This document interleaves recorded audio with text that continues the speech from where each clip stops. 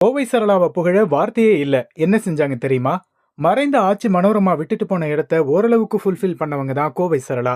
80s 90ஸ்ல இருந்து இப்ப இருக்கிற 2K கிட்ஸ் வரைக்கும் ஆல் டைப் ஆஃப் ஏஜ் ரசிகர்களையும் சிரிக்க வைக்கிறாங்க. அதுலயும் இவங்க இல்லாம காஞ்சனா மற்றும் அரண்மனை உள்ளிட்ட படங்களோட அடுத்த பார்ட் வர்றதே கிடையாதுன்னா பாத்துக்கோங்களேன். காமெடி நடிகையாவே பார்த்து பழகி போன கோவை சரளாவோட இன்னொரு பரிணாமம் வெளிப்பட்டது 2022ல ரிலீஸ் ஆன செம்பி படத்துல தான். இந்த படத்துல நடிக்கும்போது கோவை சரளாக்கு வயசு 60. இருந்தாலும் ரொம்ப பிரிஸ்கா போல்டா நடிச்சு அசத்துனாங்க.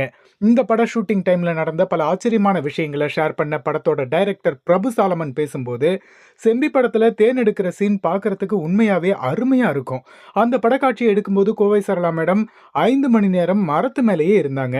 சாப்பாடு கூட அங்கேயே தான் சாப்பிட்டாங்க. அவங்களோட அர்ப்பணிப்பு மற்றும் திறமை அற்புதமா இருந்துச்சுன்னு ஆச்சரியத்தோட ஷேர் பண்ணாரு பிரபு சாலமன்.